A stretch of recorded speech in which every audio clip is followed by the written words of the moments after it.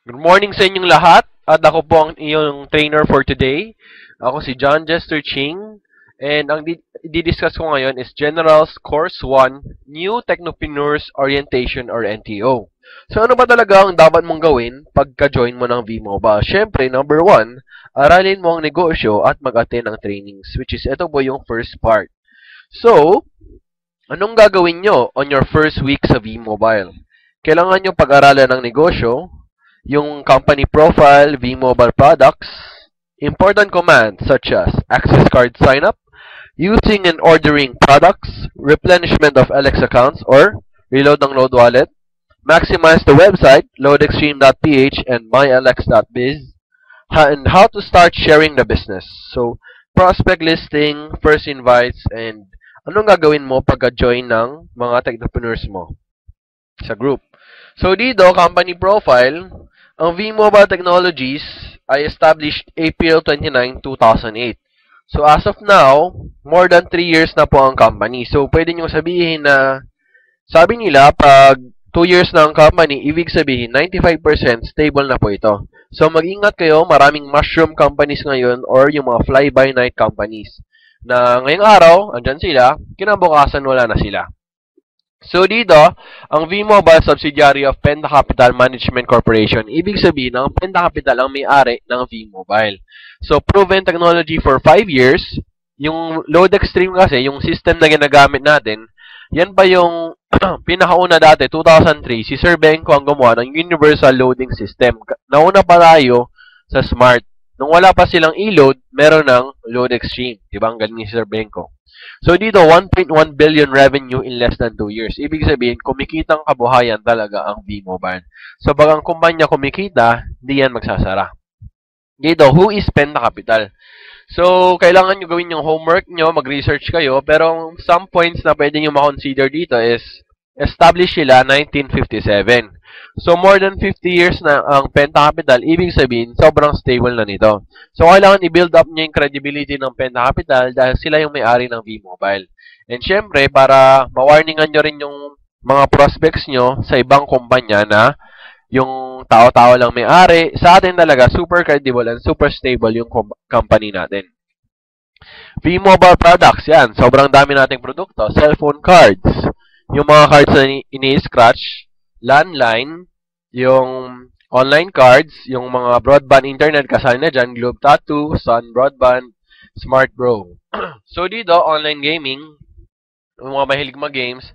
And syempre, electronic loads like Smart, Globe, Sun, Talk and Text, TM, and Red. So more than 250 products. So dito, to know the updated list of products, kailangan nyo pumunta sa loadextreme.ph under products. So pagpunta nyo sa website, click nyo yung products, makita nyo doon, updated list ng produkto natin. Number 1, discuss the quick guide. So, kasama sa kits nyo, kung binuklat nyo yan, is meron po dyan nakalagay na quick guide. And sa loob nyan, meron dyang LX gateways. Ano tong mga gateways na to? Ibig sabihin, lahat ng commands na gagawin nyo, kung maglo-load ba kayo, transfer ba kayo, lahat yan, ipapadala nyo sa gateway. Pero dito sa gateways natin sa quick guide, medyo congested na siya. So, we suggest na gumamit kayo ng updated gateways. Ito yung mga updated gateways. Okay? So, pwede rin kayo kumuha ng listahan ng updated gateways sa kanya-kanyang upline team leaders nyo. Okay. So, paano mag-register ng access card?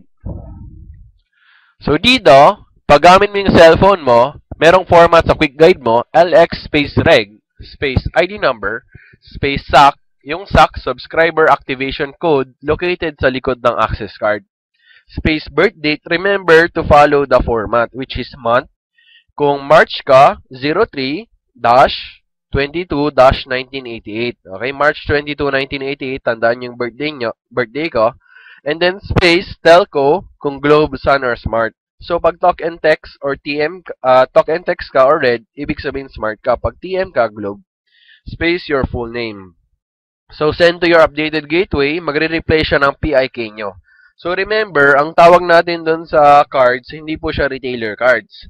Pwede nyo tawagin Techno User cards or access cards na lang. And then, very important, take note of the assigned gateways and save it as your primary gateway. So, pag text niya sa gateway, mag-assign siya ng gateway sa inyo, isave niya sa phone book niyo para mas madali. Double check your birthday, kung tama yung format, telco, and full name. Pero ang recommended talaga namin para mas madali is online access card sign up. Punta kayo sa website natin which is loadextreme.ph. So tandaan nyo, load X, walang E, then stream.ph. So ito yung website natin. Sa upper right, makikita nyo dyan, no account, click here. Click nyo yan. And then fill up nyo to, full name nyo, address, yung province, pwedeng wala na. Birth date, dito naman, slash ang format. So, sa birthday ko, March 22, 1988, that's 03/22/1988. Sa cell number, remember to follow the format 0917-1234567. ID number nyo, nasa kit nyo, SAC, nasa likod ng Technopreneur card nyo, and of course, your email. Then press submit. So, paano ba tayo mag-load? Siyempre, yung produkto natin load, tapos hindi kayo marunong mag-load, dapat pag-aralan natin to. And, ito, very basic lang. Nasa quick guide rin. LX space load, space ID number, space PIK, space product code, space customer cell phone number. Medyo complicated lang siya tingnan, pero pag na-try mo na, mas madali. And example, okay? LX space load, ito yung ID number niya, 534123457, space PIK, space your product code, SU50X, ibig sabihin, Sun 50 ang denomination. And then, the cell phone number. So, dito, sample it. Ang pinakaiba lang ang product code which is level up 100. Ang tatandaan nyo, pag ang auto-load, meron siyang X sa dulo. So, mas madali pag auto-load kasi automatic, pasok agad sa cellphone nyo yung load. Pag pin-based cards naman, kailangan nyo pa siya i-load. Kung paano mag-load ng pin-based cards, nasa product guide lang kasama sa kit. Okay? So, tips. Save the format in your phones. Pwede mo i-save as draft or template yung LX load format natin. Para ang papalitan mo na lang parati is product code and cellphone number. Number 2, always double check. And number 3, be wise and smart. So, yun nga, mas madali auto-loads kaysa ipin. Dito, ba nagreklamo yung downlines nyo kung bakit hindi pumasok yung load, double check nyo lang format. Kasi kadalasan na mali dito, may double space, or mali yung product code, yung mga ganon, 90% ng mga reklamo is human error, 10% lang yung system error. So, how do you load? Ito yung cellphone mo. Ang average discount natin, para walang gulo, ang sabihin nyo lang 8 to 11%. Okay? And then, what if meron kang 500 na load wallet?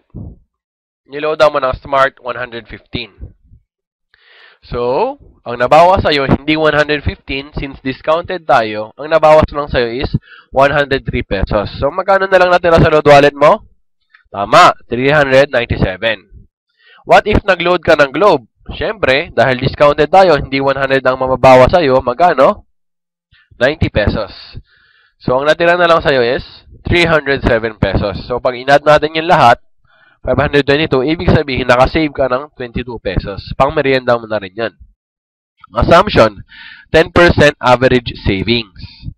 Tapos, 30 pesos yung load mo araw-araw, that's 900 pesos sa buong buwan. That's 90 pesos monthly savings. So, kung napansin nyo dito, average savings. Hindi ko